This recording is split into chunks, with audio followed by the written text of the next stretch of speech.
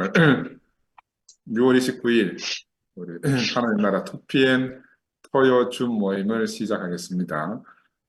그 마태복음 21장 33절에서 46절 말씀인데 상당히 좀 길어요. 그래서 제가 중간에 좀 잘라서 한번 읽어보겠습니다. 농부들이 그 아들을 보고 서로 말하되 이는 상속자니 죽이고 그의 유산을 차지하자 하고 이에 잡아 포도원 밖에 내쫓아 죽였느니라. 그러면 포도원 주인이 올 때 그 농부들을 어떻게 하겠느냐? 그들이 말하되 그 악한 자들을 진멸하고 포도원은 제때에 열매를 바칠 만한 다른 농부들에게 새로 줄지니이다. 예수께서 이르시되 너희가 성경의 건축자들이 버린 돌이 모퉁이의 머릿돌이 되었나니 이것은 주로 말미암아 된 것이요 우리 눈에 기이하도다 하며 읽어본 일이 없느냐? 그러므로 내가 너희에게 이르노니 하나님의 나라를 너희는 빼앗기겠고 그 나라의 열매 맺는 백성이 받으리라. 이 돌 위에 떨어지는 자는 깨어지겠고 이 돌이 사람 위에 떨어지면 그를 가루로 만들어 흩으시리라 하시니 오늘 이 본문 말씀은 포도원 농부의 비유고 또 건축자의 버린다 우리가 너무너무 잘 아는 비유의 말씀들입니다. 제가 지난주 말미에 어, 이 제사장들이 이제 예수에게 네 권한이 누구에게서 온 것이냐 이렇게 따졌다 그랬잖아요. 그래서 권한이 누구에게서 온 것인지 또 두 아들을 보고 비교하고 누가 참 순종한 아들인지 우리가 같은 말씀을 교제했고요. 근데 이제 그러면서 아들은 포도나무로 비유할 수 있고 우리는 농장으로 비유할 수 있고 그 아버지는 농부라고 말씀을 드렸었습니다. 그래서 이제 이 권세를 가지고 온 아들 예수는 이제 순종하는 아들로서의 권세를 가지고 있다고 이제 지난주에 교제를 했고, 하나님 나라에서는 아버지에 대한 순종만 이제 참된 권위를 회복할 수 있고, 가질 수 있고, 이 순종을 누가 할 수 있는가? 아들이 아니고는 아버지에게 순종할 자가 없다는 거예요. 그래서 순종 자체는 우리가 순종해야 되겠다, 안 해야 되겠다, 이런 문제가 아니고, 우리가 아들이면 순종이 되고, 아들이 아니면 다 순종할 수 없다는 거죠. 그래서, 왜냐하면 우리는 원래 다 불순종의 자녀였기 때문에, 제가 지난번에도 말씀드렸죠. 나는 체질이 본질적으로 아니요부터 먼저 하거든요. 예 하지 않고. 이 아니요 하는 이런 마음이 늘 있는 거라. 이런 마음으로 세상에 살았었기 때문에 그 아담을 생각해 보면 하나님 먹지 말라 하는데 아니요. 한번 먹어보겠습니다. 먹어보고 탈려면 돌이키든지 이런 성질이 아담 안에도 안 있었겠나. 저는 그런 생각이 들었어요. 바로 그 하나님이 하지 말라 하는데도 아니요 한 바로 그 아담의 후손이 우리들입니다. 그러니까 그럼에도 불구하고 우리가 이제 참아들의 음성을 우리가 들었잖아요. 그리고 이제 그 아들의 순종의 권위 앞에서 우리의 불순종이 다 드러나는 이제 우리가 경험을 했고, 그러므로 말미암아 우리가 또 이제 그 아들 앞에서 복종된 사람들로 우리가 다 변하게 됐습니다. 만약에 생각해 볼 때마다 이건 뭐 상상할 수 없는 은혜라고 생각이 들고 축복이라고 생각이 들어요. 우리 전형적인 성질은 전혀 그럴 수 없는 사람들이잖아요. 그래서 이 아들의 생명을 얻은 자가 과연 누군가? 이 아들 안에서 우리는 순종의 권위를 회복하게 되고 아버지에게 굴복된 바로 그 권위로 말미암아 불순종하는 세상 앞에서 우리가 세상을 심판하는 그 권위를 회복해서 그 아버지 아들의 생명을 살아내는 사람들이 되었잖아요. 그러니까 먼저 우리가 굴복하고 먼저 굴복되어져야만 우리가 바로 아들의 권위를 회복할 수 있다. 그래서 오늘은 이제 그 말씀에 뒤이어 가지고 이제 포도원의 소작인들, 예, 이게 욕심 많은 소작인들이죠. 주인에게서 밭을 임대받았는데도 불구하고 종들을 보내니까 종들을 죽이고 마지막엔 아들까지 죽인다 하는 그런 욕심 많은 소작인에 대한 이야기들인데 이 말씀을 통해서도 누가 참 상속자인가? 포도원 주인의 상속자는 누군가? 내가 힘으로 빼앗는다고 해서 내가 상속자가 되는 것이 아니고 아들만이 참 상속자다 하는 그런 말씀입니다. 그래서 이 품꾼으로 고용된 농부들은 종들을 때려 죽이고 더 많이 보내면 더 때려 죽이고 이렇게 했다 그러잖아요. 그래서 아들이 아닌데 어떻게 아버지께서 상속받는다고 생각을 하는지 이게 이제 아담의 생각인 거라. 아버지께서 상속받으려면 아들이라 해야 되는데 아들이 아님에도 불구하고 우리가 그래서 상속받을 수 있다 생각하는 거. 이런 것들이 이제 우리를 이제 헛된 길에서 헤매게 하는 거잖아요. 이 예수가 말하는 이 상속이라는 것은 소유에 관한 것이 아니다. 소유 같으면 뺏어 가질 수가 있지만 이 상속은 생명에 관한 것이고 바로 존재에 관한 것이기 때문에 그 아버지의 소유를 아들에게 소유는 줄 수가 있지만 이게 참된 상속이라고 할 수 없잖아요. 참된 상속은 아버지의 생명을 상속받는 것이고 그 존재를 아멘. 상속받는 것이기 때문에 그래서 우리가 인생을 살면서 아무리 가난한 아버지라도 자신의 생명은 자손에게 아들에게 상속할 수 있잖아요. 아멘. 존재도 상속해 줄 수 있는 겁니다. 그렇죠?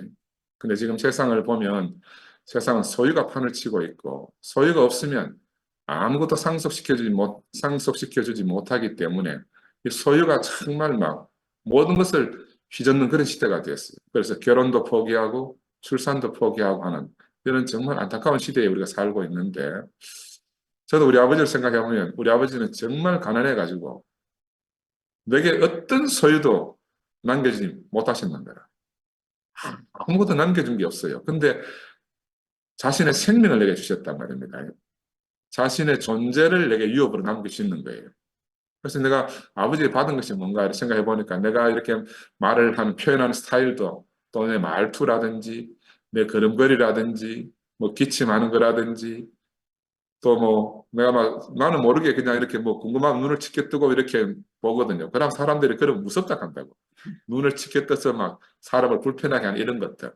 이런 육에 속한 모든 것들은 다 아버지로부터 받은 거라. 내가 의지적으로 이렇게 해야지 하고 하는 게 하나도 없단 말입니다.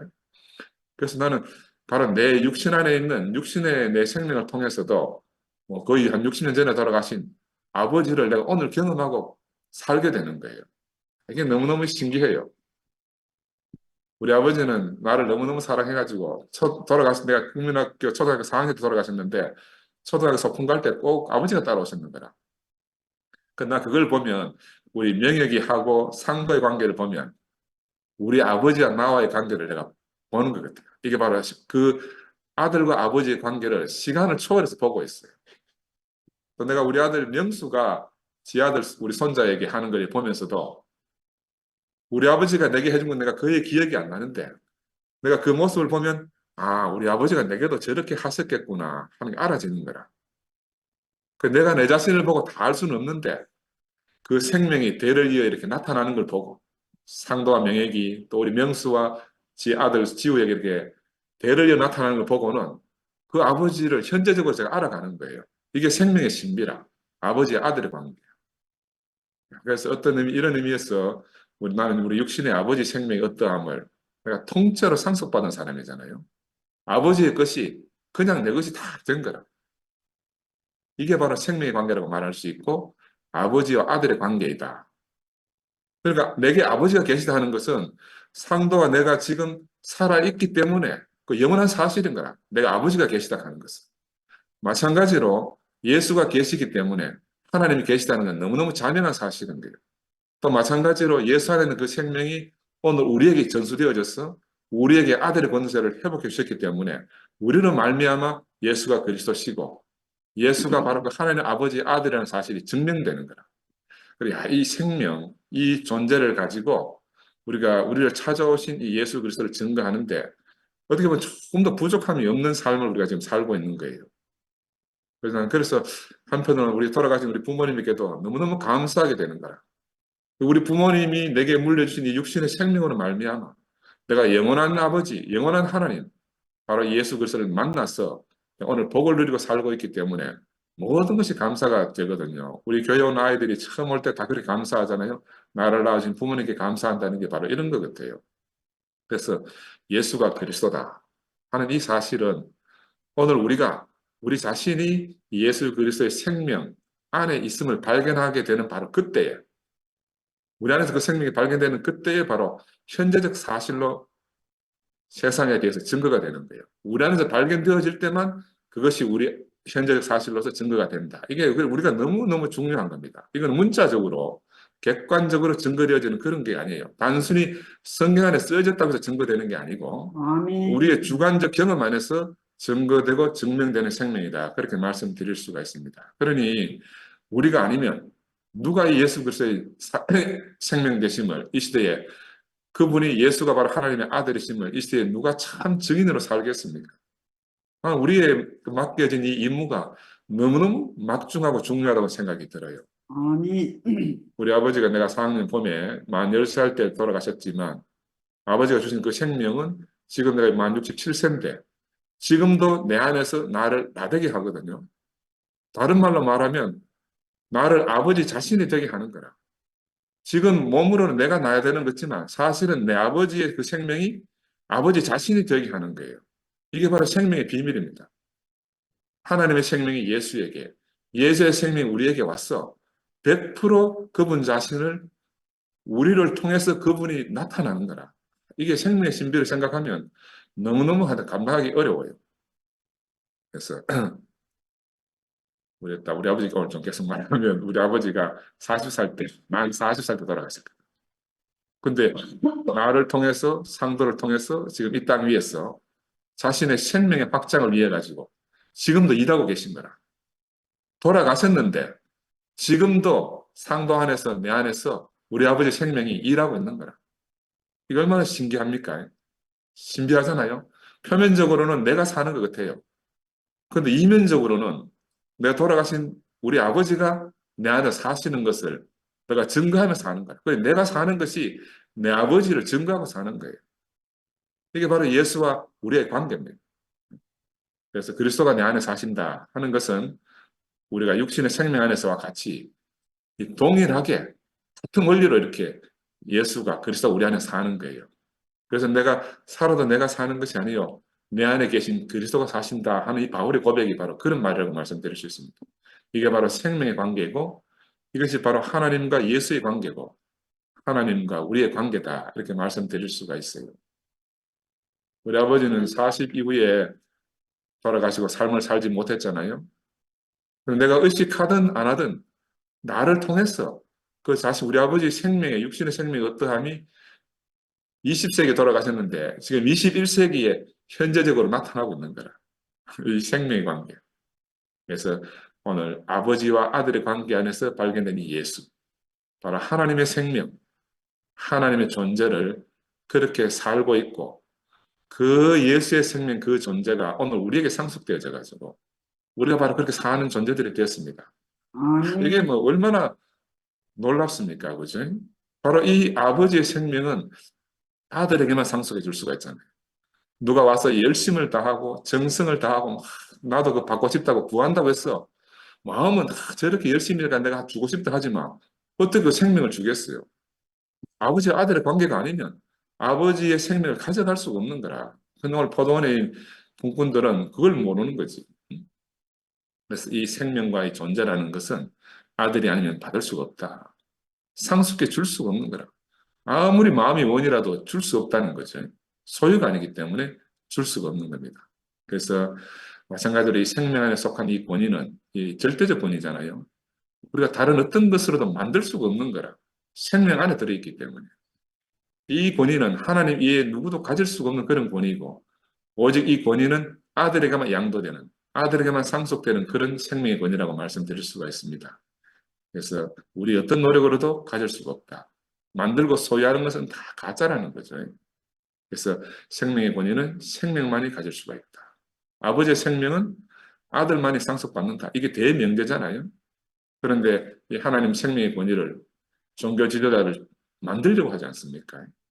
아들로서 아버지로 말미암아 상속받는 것인데 자신들은 손으로 전통으로 자기들이 가지고 있는 어떤 것들로 만들려고 하고 있기 때문에 이런 문제가 생긴 것이라 생각이 들고 오늘 본문에서 주인은 포도원을 만들고 종들에게 맡기는 그런 장면인데 이 소작인들은 자신들의 부를 증대시키기 위해서 포도원을 사용했잖아, 그지? 근데 이제 너무 부가 부해지다 보니까 아이고 종들이 와서 이제 품삯을 달라고 하니까는 이제 아이고 내가 내 수확의 몫이 아까우니까 종을 죽여버리잖아요. 이런 일들이 이스라엘 역사에서 계속 반복되었지 않습니까? 이제 선지자들을 보내면 죽이고 선지자들을 보내면 죽이고 마지막에 이제 아들이 와도 죽이자 할 수밖에 없는 거라. 그래서 주인이 때가 돼서 과실을 맡기려고 다른 종들을 보냈더니 그지? 그들을 박대하고 능력하고 빈손으로 쫓아냈다. 그래서 주인은 아들을 보내면은 아들이니까 안 허락하겠나 했는데 아들이니까 정말 상속자니 죽이자 하고 죽이게 된 거죠. 그래서 이런 장면을 통해서 우리가 뭘 알 수 있는가 하면 하나님 나라는 예수의 생명의 권위는 하나님 나라를 위해서 열매 맺는 사람들 바로 생명의 상속자에게만 주어진다.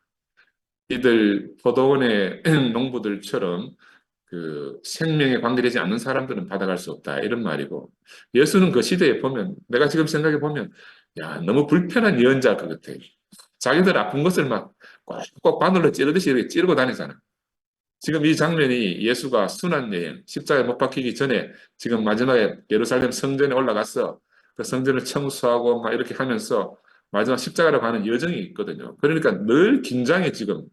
그 전통적인 제사장들과 서기관들과 바리새인들 이런 사람들과 예수와 팽팽한 긴장감 속에서 일어나는 일이라고 보여지거든요. 그래서 이 예언자들의 운명은 이렇게 끊임없이 이제 죽어야만 하는 운명이죠. 근데 우리도 보면 우리도 이 예수의 운명 안에 있습니다. 우리는 이제 예수를 믿으면 많은 사람들로부터 환대받고 형제들로부터 환영받을 줄 알지만 사실은 그렇지 못해요. 우리가 진짜 예수 운명 안에서 예수의 생명 안에 들어가 살아보면 우리도 그 예수의 운명 안에 들어있는 그 죽임 당하는 죽음의 운명을 경험해야 된다. 그게 우리의 운명이라는 겁니다. 그래서 우리가 그리스도 안에 있다 하는 말은 예수 그리스도의 운명 안에 있다는 말이죠. 그리스도 안에 있다 하는 말은. 근데 그 예수의 운명은 아담의 생명을 받은 모든 사람들에게 거리낌이 된다는 거예요. 예수가 존재한다는 존재 자체가 거리낌이라는 거예요. 그래서 유대인의 상속법은 혈통적이고 이 법은 하나님 나라의 영원한 법이잖아요. 생명의 법이고 아들로만 상속이 된다. 근데 이 이제 영원한 법, 혈통적인 법을 갖다가 이 권위, 그 생명의 권위를 갖다가 이제 인위적으로 만들어내는 이 사람들 때문에 예수는 죽게 되고 이 생명의 권위를 말살하려고 이제 수많은 방법을 동원해서 예수에게 누명을 씌우고 하잖아요. 때리고 죽이고 돌로 치고 마지막에는 이제 그럴듯한 속임수로 자신들을 가장합니다. 이게 우리한테 다 있습니다. 우리가 예수가 우리에게 거리낌이 되면요. 우리도 똑같은 방법으로 이렇게 하게 되거든요. 그러나 이 생명의 권위는 막을 수가 없는 겁니다. 왜냐하면 종은 영원한 종이에요. 아들은 영원한 아들이기 때문에. 그래서 제가 몇 번 말씀드리지만 엘리에셀의 노선에서는 종의 길을 갈 수밖에 없어요. 이스마엘의 노선에서는 혼자의 길을 갈 수밖에 없고 이삭은 이삭의 길, 그 생명의 길을 갈 수밖에 없는 것이 정해진 운명입니다. 우리가 인간적으로 친하다, 인간적으로 성실하다, 품성이 좋다, 이래서 우리가 하나로 만나질 수 있는 게 아니고 노선이 다르면 자기 길을 갈 수밖에 없는 거예요. 그래서 선악을 하는 지식으로 인간은 정말 많은 것들을 만들어내지 않습니까? 그러나 이런 모든 것들이 무화과 잎에 불과한 것이고 그런 것들로 우리의 부끄러움을 가릴 수가 없습니다. 그죠? 세상에 진실한 분은 예수 한 사람밖에 없기 때문에 이 아들밖에 없기 때문에 그래서 이 아들이 오면 모든 것이 드러납니다. 불의가 드러나고 진실하지 못한 것들이 다 드러나고 상대적으로 모든 것들이 죽은 것을 다 판명이 되거든요. 그래서 이 아들은 죄에 대해서 의에 대해서 세상에서 심판하는 자죠. 심판을 따로 하려고 하는 게 아니고 그 아들 자체가 아들의 생명 자체가 아들의 존재 자체가 우리에게 영원히 심판이 된다는 겁니다. 아멘. 제가 본과 2학년 대학생 때 우리 대구에 처음 알게 됐어요. 그 첫 발을 디디고 나서 제가 1년 동안은 거의 어디 뭐 홀린 듯이 1년 동안 교회 생활했어요. 세상에는 마다하게 있고 1년 동안 정신없이 교회 생활하고 났는데 딱 1년 지나고 나서 제가 베드로가 부인하듯이 교회를 부인하고 떠나가지고 10년 동안 세상살이를 했잖아요. 그래서 내 안에 그 1년 동안의 그 교회 생활이 잊을 수 없는 그런 에덴의 삶인 거라. 근데 의식하지 않았는데 내 생명 속에 그 1년의 삶이 그 내 생명 속에 딱 박혀 있는 거야. 그러나 선악과를 먹은 아담이 동산을 떠날 수밖에 없듯이 오늘 내게 생각이 싹 들어온 거예요. 그 정신이 번쩍 드는 거야. 그동안 내가 뭔가 홀려서 막 살았는데 생각이 싹 들어오니까 내 형편도 생각나고 우리 집안도 생각나고 이러다가 내가 뭐 앞으로 내 장래가 어떻게 되겠나 오만 가지 생각이 다 들고 나니까 까마득하게 잊어버렸던 그 잊어버리고 지냈던 그 세상 속으로 내가 휙 하고 용감하게 다시 돌아가게 된 거죠. 야, 나는 지금도 너무너무 하여튼 분명해요. 그래서 그 10년 동안 교회를 떠나 있을 때 나는 늘 심판 속에 살았습니다. 누가 와서 나를 심판하는 게 아니에요. 내 삶 자체가 그냥 항상 심판 가운데 있는 거야. 근데 그것이 심판 가운데 있었다는 것도 모르고 내가 늘 심판을 받고 있었어요. 교회에 돌아와서 아, 내가 심판 가운데 있었구나 하는 걸 내가 나중에 교회에 들어와서 깨달았어요. 왜냐하면 이 영원한 생명의 말씀을 떠나서 하니까 만족이 되는 것이 하나도 없는 거라. 근데 대부분 교회가 어디에 존재한다, 어디에 있다는 것 자체가 날 너무너무 심판하고 있는 거야. 그리고 그 당시에는 심판이라는 것도 모르고 그냥 내 인생이 불만족스럽고 불평이 나고 짜증이 나고 그 날마다 화 가운데 사는 거죠. 화 있을진저 하는 그 성경 말씀이 늘 내 뒤통수에 붙어가 다니는 거야. 그 내가 한지 화가 낸지 몰라. 늘 짜증이 막 누가 누군지 몰라. 내하고 함께 사는 우리 가족들이 얼마나 힘들었겠습니까? 근데도 나는 잘 살고 있는데 이 내하고 붙어 사는 이 인간들이 다 그래서 그렇지 이렇게 이제 하고 막 사는 거죠. 그러니까 대학 졸업하고 이제 가톨릭 병원에 갔는데 그 수료를 받게 됐는데 원래 내가 처음 교회 갈 때 가톨릭 병원 바로 밑에 얼마 안 돼갖고 2층 집에서 우리 교회가 있었거든. 근데 가보니 교회가 없어졌어. 아이고야 너무 잘 됐다. 사라졌구나 하고 이제 막 벌쩍벌쩍 뛰듯이 좋더라고. 드디어 사라졌구나. 네? 왜? 근데 나중에 알고 사라진 게 아니라 딴 데로 이사를 갔어. 야, 거의 사라져야 내가 심판에서 해방이 되는데 저기 어디 있다는 거라. 저 대구교회가 지상에서 안 사라지고 어디 있다는 거예요. 어디 있대. 참. 우리 봉순자매와 원하는 결혼도 하고 우리 사랑하는 아들들도 얻었지만 내 안에 내가 알지 못한 어떤 허무함이 있어요. 나를 안식하지 못하게 만드는. 그건 뭐 말로 설명이 안 돼. 말로 설명이 안 돼. 야, 나는 그런 이제 허무가 있으면 있을수록 더 세상 속으로 막 정말 열심히 달려갔거든요. 근데 조용필의 노래처럼 인생이 마치 허공 속에서만 다른 일 하는 것 같은 거라. 허공 속에서 열심히 달리는데 허공 속에서 달린다면 내 인생이 무너져가는 무너져가는 거. 열매 없는 인생의 허무가 무엇인지 그러면 너무 그때 처절하게 깨달은 거죠. 목적도 목표도 사라진 그 인생의 의미가 무엇인지 너무너무 철저히 경험했어요. 그런데 그 당시에는 무엇 때문에 그런지 꼭 집어서 말을 할 수가 없어. 그냥 허무고 그냥 불평이고 그냥 짜증이고. 그래서 교회 와서 보니까 이 말씀이 공급에 사라진 인생. 이게 바로 바싹 여름에 비가 안 와서 바싹 말라 갈라진 농밭 같은 거죠. 그래서 그때 내 성질이 바로 그랬어요. 바싹 말라가지고 쩍쩍 갈라진 그런 논 같고 밭 같기 때문에 내 주변에 누구도 나를 말릴 수 있는 사람이 없어요. 우리 황자매는 요즘 내한테 무섭게 하지만 옛날에는 남이 그, 그는 엄두를 못 냈지. 엄두를 못 냈지. 내가 워낙 황폐해져 있으니까. 왜냐하면 내 존재 자체가, 내 인생 존재 자체가 그 심판 가운데 있으니까 내 스스로 견딜 수가 없는 거라. 이게 종교 안에서 그냥 느끼는 죄책감 이런 건 차원이 다른 거예요. 생명을 맛보고 난 다음에 허무는 이 견딜 수 없는 허무예요. 견딜 수 없는 허무라. 이래서 당시 유대 종교 지도자들은 예수를, 아들을 죽일 수밖에 없었겠구나. 왜냐하면 내 정의가, 내 옳음이, 내 것이 지켜지려고 하면 그가 살아있으면 안 되는 거라. 바로 이것이 오늘 이 포도원의 꿈꾼 농부들의 생각이죠. 유대 종교 지도자의 신념이라고 말할 수 있고, 내 안에 있던 내 옳음이라고 말할 수 있습니다. 나를 지키려고 하니까 그가 죽어야 하는 거야. 나를 지키려고 하니까 예수가 죽어야 되는 거야. 그래서 베드로는 처음에는 부인했습니다. 어떤 처자 하나가 와, 네가 한패가 아니라 부인하는 거라. 두 번째는 맹세하면서 부인한다. 맹세는 하나님에 대해서 맹세하잖아요. 하늘에 놓고 맹세하면서 부인한 거라.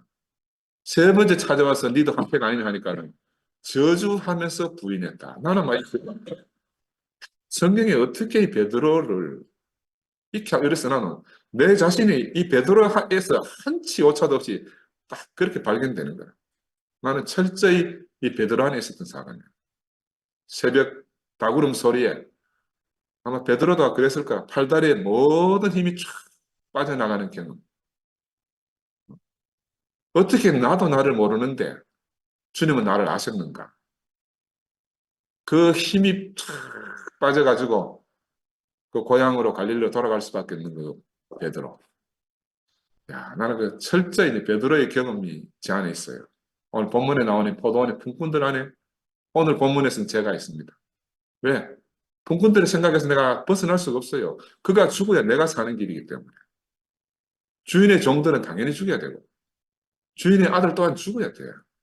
그래야 이 농장이 내 소유가 되고, 이게 내가 사는 길이거든요. 저는 옛날에 종교학을 했을 때는 나는 절대로 저 품꾼들은 아니다. 농부들은 아니다. 나는 절대로 그렇지 않다. 이렇게 생각했어요. 근데 내가 대구에 와가지고 이 생명의 말씀을 듣고 살아보니까 내가 바로 그 사람이라. 내가 그 사람 안에서 심판받아야 될 사람이다. 이것이 예수가 죽어야 내가 산다. 아들이 죽어야 내가 산다. 하는 이 생각은 어디서 왔는가? 바로 어리석은 아담의 생각입니다. 아담은요, 자기가 살 수 있는 유일한 출구를 없앤 거라. 네? 사람이 이렇게 어리석어요. 옛날에 무슨 한 박한사인가 걔가 아버지 부모를 살해했잖아요. 돈 때문에. 그러니까 판사가 마지막에 심판할 때, 너는 네 마지막 유일한 너를 살릴 수 있는 세상의 모든 사람이 너를 질타할지라도 네게 은혜를 베풀 수 있는 그 부모를 네가 죽었기 때문에 탈출구가 없다고 사형 선고를 했잖아요. 그런 기억이 제가 나는데 이게 바로 박한상이라는 그 부모를 살인한 그 사람에게만 있는 게 아니고 우리 모두가 바로 그 사람이라는 거예요. 우리는 아담 안에서 우리의 살 수 있는 유일한 출구를 우리가 없앤 바로 그 사람입니다. 그 내가 교회에 다시 돌아와서 보니까 야, 내가 떠나보낸 그 생명을 마지막 끝까지 지키고 살아낸 형제 자매들이 얼마나 감사한지 몰랐어요. 야, 나는 버리고 떠날 수밖에 없는데 이 사람들은 누구를 위해서 지키고 있나, 그죠? 이들이 바로 나의 도피성이구나. 도저히 살 길 없는 내 피난처가 바로 이 사람들이구나. 정말 감사하고 또 감사가 되고. 그때는 내 아브라함은 국팽 형제가 내가 찾아왔는데 나는 그때 국팽 형제가 찾아와서 내가 뭐라고 했는데 내게 뭐가 보였는가 하면 영광스러운 교회가 딱 보였어. 아, 영광스러운 교회. 아름다운 교회. 생명의 형제 자매들이. 나는 그때 내게 찍힌 그걸 잊을 수가 없어요. 그래서 오늘 본문에서 이 아들 예수가 죽었는데 그 아들 예수의 죽음 안에서 내 죽음이 발견되는 거예요. 어떻게? 내가 예수와 함께 죽였으면 어떻게 발견되는가? 나는 분명히 그를 죽였어요. 근데 그 죽음 안에, 내게 죽임당한 그 예수의 죽음 안에 내가 함께 죽은 거라. 아멘. 이게 너무너무 아이러니하다고 해야 되나, 신비하다고 해야 되나. 참아들 예수가 죽었는데, 또 죽었는데, 내가 함께 죽었는데, 그 안에서 우리가 또 함께 살아나는 이 바울의 놀라운 고백, 이거는 경험하지 않으면 객관적으로 머리로서는 좀 이해하기 힘들지 않겠나 싶어요. 신기하게도 이 예수로 말미암아 내 정체가 폭로되고 또 현실적으로는 교회 안에서 형제 자매들을 말미암아 내 정체가 다 폭로되었는데 내가 다시 사는 신경 경험을 하거든요. 폭로가 됐는데 다시 사는 거라. 이건 옛 생명으로 사는 게 아니고 폭로된 그 생명으로 사는 게 아니고 새로운 생명으로 아멘. 예수가 우리에게 주신 그 영원한 생명으로 다시 사는 거죠. 아멘. 그래서 그가 죽임 당했는데 실상은 내가 죽은 자로 드러나는 거죠. 이게 예수 죽음의 비밀입니다. 분명히 그가 죽었는데 왜 내가 죽은 걸로 드러나는 거야? 그 죽임 당한 자는 영원히 살아요. 근데 죽인 자는 그 자기가 죽인 그 죽임 안에서 자신의 죽음을 경험하는 거야. 이게 아이러니입니다, 아이러니. 그래서 예수와 운명적으로 부딪힌 사람은 누구나 다 이 포도원 품꾼들 안에서 발견되는 자기를 경험하는 거죠. 예수와 정통으로 부딪히면 다 품꾼 안에서 자기를 발견할 수밖에 없어요. 만약 아니라고 하면 아직 예수와 정통으로 만나지 못한 거예요. 우리는 정통으로 만나면 내가 그를 죽일 수밖에 없어요. 그래서 나는 죽고 그가 사신다는 말의 참 의미가 뭔지 우리가 바로 이렇게 예수와 전면 부딪힘을 경험해 봐야 아는 거라. 그래서 마태복음 16장에 주는 그리스도시요 살아계신 하나님의 아들이라 하는 이 베드로의 고백이 있잖아요. 이 베드로의 고백 이후에 예수가 구체적으로 십자가의 길로 가는 자기 운명을 드러내고 있지 않습니까? 바로 이 베드로의 고백 위에 자기의 죽음을 그때부터 예시하고 계시거든요. 이 베드로의 고백 위에 교회가 세워질 것이다 하는 걸 예수는 미리 아시고 자신의 길을 가고 지금 오늘 이 순환 여행 길을 가고 있잖아요. 죽음의 긴장감이 돌고 있고 모든 사방에서 예수를 죽이려고 하는 그 죽음의 그림자가 팽배한 그런 분위기 속에서 예수는 지금 자기의 길을 가고 있는 장면이거든요. 죽이려는 자들과 죽음을 예감하면서 자기의 길을 가는 이 예수 사이에 팽팽한 긴장감이 지금 마태복음 21장에서 지금 예수가 비유로 말씀하고 있는 거다. 우리는 다 함께 그 예수를 죽이는 무리에 동참할 사람들입니다. 베드로 안에서 그와 한패임을 너무너무 부끄러워서 다 부인했던 그런 사람들이고요. 저주하면서 그를 모른다고 하는 사람들이에요. 그런데 멀리서 새벽 달기 울 때에 통곡하게 되잖아요. 왜 나는 나를 모르는데 그는 나를 아는가? 그러나 이미 늦었어요. 후회해도 돌아볼 곳이 없게 됐잖아요, 베드로는. 다시 갈릴리로 가서 그 실성한 사람처럼 옛 고기 잡는 일을 다시 할 수밖에 없는 사람이었죠. 이게 바로 우리들의 실상이었고, 또 어떻게 보면 내 실상이었습니다. 그런데 그 실성한 사람처럼 살아가는 우리에게 주님이 찾아오신 거예요. 부활의 주님이 나보다 먼저 갈릴리로 오신 거예요. 나는 이게 성경이 진짜 기가 막히다 생각해요. 아멘. 분명히 예수님은 예루살렘에서 돌아가셨어요. 근데 어떻게 부활하신 주님은 예루살렘에서 제자들을 찾지 않고 갈릴리로 갔냐? 그러니까 이 예수는 자기 죽을 때 이놈들은 다 도망가면 옛날 지 살던 곳으로 다 갈 것이다. 내가 니보다 먼저 가 있을게. 거의 죽으나 사나 너무너무 우리 자신을 잘 아는 거야. 근데 그 우리를 너무너무 잘 아시는 분이 베드로에게 저 밥 먹자 하고 고기 잡는다고 걱대고 있는 그 베드로를 부르셨잖아요. 오늘 우리가 그 음성을 듣고 번개처럼 깨달은 게 뭐예요? 주님이 오셨구나. 아멘. 눈으로 본 게 아니고 얼굴을 마주친 게 아니라 그 음성을 들었을 뿐이라 저 밥 먹자 이렇게 부르는 그 주님의 음성을 들었는데 바로 알잖아요. 주님이 오셨구나.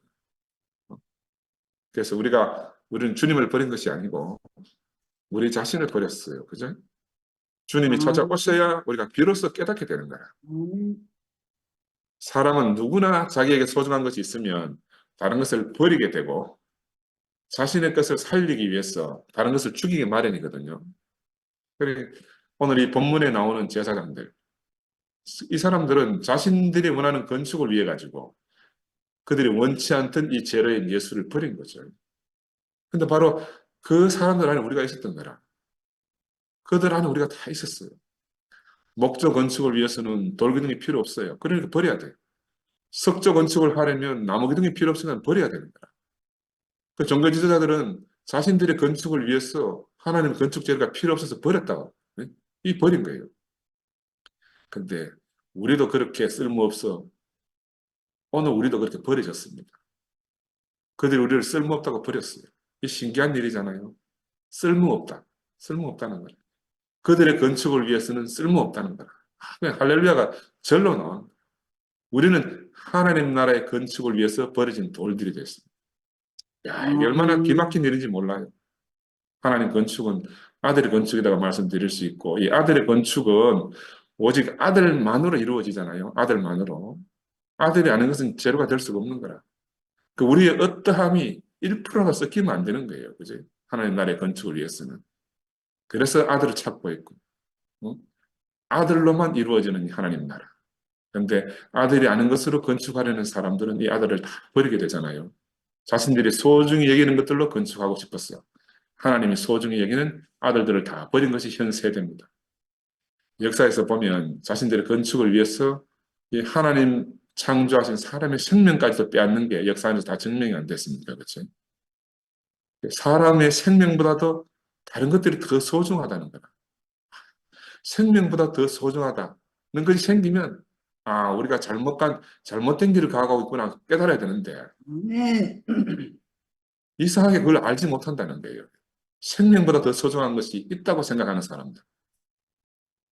우리가 이것을 보면서 하나님이 소중히 여기는 것들과 사람들이 소중히 여기는 것들이 다를 때 어떤 일이 일어나는가를 우리가 보고 있습니다.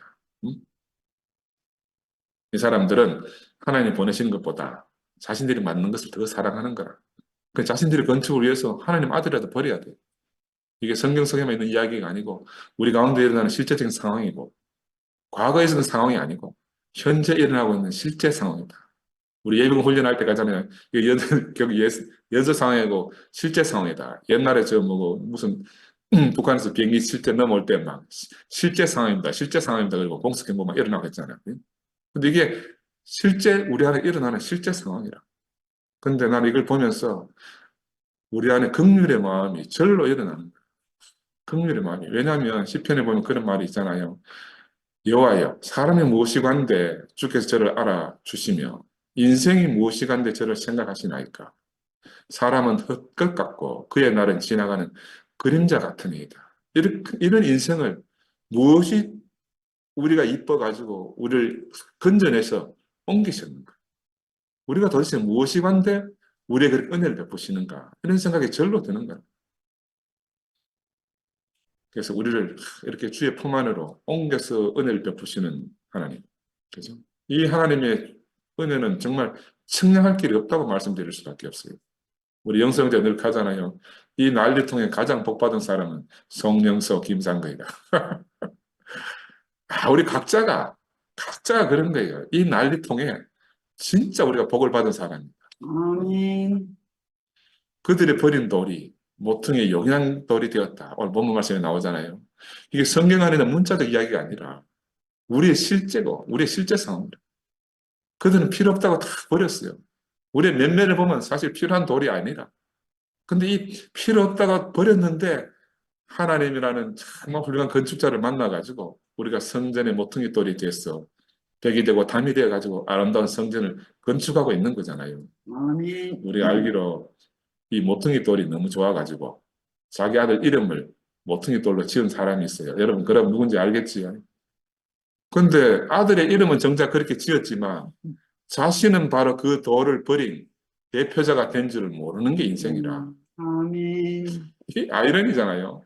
모퉁이 돌이 좋아가지고 아들 이름을 그렇게 지었는데도 불구하고. 그래서 모든 것이 귀해요. 이 생명의 세계에 와서 보면 정말 모든 게 귀한 거라. 세상과 종교가 버렸는데 어떻게 하나님 나라의 귀한 모퉁이 돌이 되는가. 이건 너무너무 당연한 사실이죠. 한편으로는.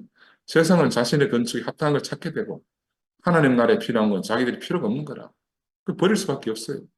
서로에게 중요하고 요긴한 것이 다르기 때문에. 세상과 하나님 나라가 너무너무 다르기 때문에. 필요가 다 다르기 때문에 필요 없는 건 버릴 수밖에 없습니다. 이 상속자인 아들은 이 악한 농부들에게 얼마나 방해물이 있겠습니까? 자신들의 목적이 방해된단 말입니다. 이 농장을 소유해야 되는데. 우리 순종하는 아들, 거역하는 세상을 심판하고 정죄하는 아들이 오니까 견딜 수가 없는 거라.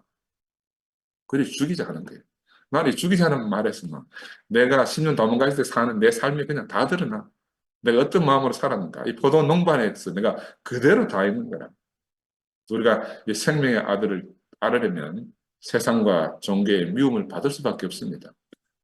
다른 말로 말하면 버려질 수밖에 없고 죽임 당할 수밖에 없는 게 바로 우리의 운명입니다. 우리의 운명입니다. 우리가 이 생명을 살면 좋아하겠지 하는 건 우리 생각이에요. 예수의 운명은 버려지는 운명이에요. 예수의 운명은 죽임을 당하는 운명인 거라. 그러니까 우리가 죽임 당하고 버려지는 것을 당연하게 여겨야 돼요. 왜 이런 일이 생기지 하는 게 어리석은 거라. 세상 건축자의 버린 돌이 하나님 나라의 건축이 모퉁이 돌이 될 것이다. 이게 바로 우리의 아멘. 영원한 운명이고 또한 한편은 우리의 영광입니다. 세상에는 여러 모양의 건축이 있고 재료가 다 각각인데 오늘 본문에 보면요. 어떤 것은 예수 위에 떨어져가 스스로 깨진다는 거예요. 또 어떤 것은 예수가 그들 위에 떨어져가지고 가루를 만들어버린다는 거예요. 이게 심판이죠. 그죠? 가만히 있어도 예수 위에 떨어져가 가루가 되고 아니면 예수가 떨어져가 그를 가루로 만들고 이게 심판이라는 거예요. 근데 이 말을 알아듣고 이 사람들이 분해 하잖아요. 근데 막 주변에 사람들이 많으니까 지금 당장 예수를 죽일 수는 없고 막 어떻게 하면 저놈을 죽일까 하고 막 분이 막 올라가 막 오도가도 못하고 지금 있는 거라. 야, 그 진실 앞에 오면 모든 것이 드러나고 심판되지 않습니까? 그죠? 아멘. 인간의 눈은 가릴 수가 있어요. 그러나 하나님의 눈을 피할 수는 없습니다. 사랑방도 틀어막고요. 유튜브 동영상도 내려라 하고요. 근데 MP3 파일이 있는 건 모르는가? 몰라. MP3 파일이 있는 거 알면 MP3 파일도 막아라 할 건데. 야, 이거 알려주면 또 이것도 내려라 말아 안 하겠습니까? 중요한 건 원본이 사람이 그냥 있는데 그 파일만 막으면 뭐 하겠습니까? 원본이 사람이 계속 또 방송하면 또 나올 건데 이 얼마나 어리석은가 몰라. 아멘. 각자가 혼자서 스스로 위하지 못할 걸 위한다고 다 열심히 고 야단 법석이라 스스로 자기가 무슨 일을 하는지 몰라요. 하나님 하시는 일이 무엇인지 그냥 단순히 내 마음에 안 들면 버려야 되고 내 마음에 안 들면 내려야 되는가? 내 마음에 안 드는 게 하나님 하신 일은 아닌가? 이런 생각을 할 수가 없는 거래, 사람들. 스스로 근엄한 척, 스스로 성인군자인 척 하고 지금 그렇게 사는 거예요. 판단과 분별도 구별하지 못하는 거예요. 어느 게 판단이고 어느 게 분별인지 그걸 알 수 없는 사람들입니다. 그지? 근데 본인이 다 판단해서, 아, 이건 내려야 돼. 이거는 막아야 돼. 그리고 이제 손바닥으로 하늘을 지금 가리고 있잖아요. 야, 정말 하나 되고 회복되기를 갈망하는 그 마음을 보지 못하고 자기에게 중요한 것만, 자기 부끄럼만 가지려고 지금 손바닥으로 하늘을 가리고 있는 거예요. 아멘. 근데 내가 그걸 보면서, 야, 이제 때가 찼구나. 음. 그런 생각이 들어요. 때가 찼구나. 사람의 손으로 만든 것이라고 표현된 이 거짓된 모든 것은 바로 영원한 진실 앞에서 다 부서지고 만다고 하는 성경 말씀이 나와 있잖아요. 이 대제사장. 그 이름과 신분과 직책은 얼마나 거룩합니까? 하나님의 율법과 계명이 있고 역사와 전통이 있고 이건 세상에 다 인정해 주는 거잖아요. 그러나 이 모든 것들이 어디에서 나왔느냐 하는가? 누가 만들었으며 또 무엇을 위하는 것들이었는가? 이런 것들이 정말 하나님께로부터 나왔으면 어떻게 갈릴리 촌사람 예수에게 부딪혀 가지고 산산에 부서지겠냐? 참으로 하나님께로부터 나왔으면 그들 스스로가 부끄러움이 없다 하면 이 촌놈 예수가 뭐라고 짓거린다고 한들 분노할 필요가 없는 거라. 그냥 아멘. 두면은 다 사라질 것들이잖아요. 근데 그게 분하고 막 하여튼 막 열한 법석을 떠는 걸 보면 그 참 예수는 신기한 분이라. 하찮은 갈릴리 촌놈이 와서 무슨 헛소리 한들 웃어 넘기면 될 건데 왜 예수를 못 주게 안달하는가? 그 20년 전의 장면이 아니고요. 지금 오늘 현재적으로 일어나는 장면이라. 이 도둑이 그런 걸 보고 이제 도둑이 재발절인 거잖아요. 무엇을 들어도 자기 보고 하는 거거든. 무엇을 봐도 자기 보고 하는 것 같아. 그러니까 온 세상 어디로 숨어도 다 자기를 보고 하는 것 같은 거라. 그래 어떻게 돼요? 죽여야지. 죽여야 답이 된다. 이렇게 딱 결론이 지어지는 거예요. 죽여야 된다. 가짜는 스스로 드러나지 않을 수 있어요. 그리고 같은 가짜들 속에 있으면요, 숨어 있을 수 있어요. 근데 언제 드러나느냐? 진짜를 만나면 드러나잖아요. 진짜로. 아멘. 이거 내가 옛날에도 한번 이야기했는데, 우리 황봉성 자매님이 가짜 명품백 잘 들고 다니거든. 진짜 사락해도 마음에 드는 것 없다 하면서 이제 가짜를 잘 들고 다닙니다. 그 가짜 들고 서무시장 간다든지 이마트 가면요, 가짜인지 몰라. 사람들이 왜 원장 사모님이 들고 다니니까 다 진짜인 줄 아는 거지. 아무도 가짜라 생각을 안 해요. 다 진짜인 줄 알아. 근데 하루는 어느 날 아무 생각 없이 그걸 들고 서울 호텔에서 결혼식 하는데 들고 덜렁덜렁 갔다 왔다 그러잖아요. 그래 갔다 와가지고 막 자기 부끄러워 죽는 줄 알았대. 왜? 그거가 막 진짜 수두룩빽빽한 거라. 그 전부 진짜가 있으니까 가짜가 금방 가짜로 드러나는 거라. 야, 내가 그걸 잊을 수, 야, 그렇구나. 우리 인생이 가짜는 가짜 속에 섞여 살면은 뭐 그냥 가짜는 진짜 구분이 안 돼. 근데 진짜를 만나면 내 인생이 멍청 거짓인 게 다 드러나는 거야. 아멘. 야, 내가 아무리 진짜로 우긴다고 독도가 아무리 내 땅이라고 일본 사람들이 우겨도 진짜가 나타나면 진실이 나타나면 다 들통나는 겁니다. 그래서 시간을 이길 장사는 없어요. 또 영원히 아멘. 진실을 이길 가짜는 없는 거라. 음. 한 사람은 잠시는 속일 수 있어도 영원히 속일 수 없다 그러잖아요. 또 모든 사람을 영원히 속일 수 없는 거잖아. 그지? 그래서 이것이 오래 가면서 자신 안에서 해석이 안 되면 결국 정신병이 생기는 겁니다. 정신병이 생기는 거야. 그래서 우리가 예수 앞에, 아들 앞에 오면 우리의 모든 것이 다 드러납니다. 그래서 어둠은 빛을 싫어하는 거라. 가짜는 진짜를 정말 싫어하고. 근데 가짜가 아무리 판을 쳐도 진짜는 진실은 드러나게 되어 있으니까. 아멘. 성경에 진리를 거스려 아무것도 할 수 없고 다만 진리를 위할 뿐이다 했잖아요. 우리가 뭘 해도 사실은 다 진리를 위하는 거예요. 하나님을 거스려 이길 자가 없다 그 말입니다. 진리를 거스려서 갈 다른 길은 없는 거예요. 우리가 이미 다 경험해봤잖아요. 우리는 다 실패해봤고 우리는 우리 인생에 다 가짜라는 게 다 드러난 사람들이에요. 그러니까 이 말씀 앞에 우리 인생이 통로되니까 얼마나 시원한지 뭐. 내가 가릴 것이 없어요. 너무너무 정확하게 성경이 우리를 말해주고 있으니까. 아멘. 성경에 보면은 천지의 기차가 놓일 때 이미 길이 정해져 있다 그랬잖아요. 누가, 어느 인생이, 또 그 무엇이 그 정해진 길을 구부리고 어그러지게 할 수 있는가. 물이 아래로 흐르는 것을 막을 수가 없듯이 아무도 진리를 거스릴 수가 없다. 그렇게 이미 성경이 우리의 운명을 예시해 놓은 거예요. 근데 거슬리는 자는 스스로 와서 부딪혀서 깨지고 진리가 그 위에 떨어지면 그것이 가루가 된다. 이게 하나님, 영원한 하나님의 말씀이다. 아멘. 할렐루야. 아멘. 감사합니다. 아멘. 아멘. 아멘.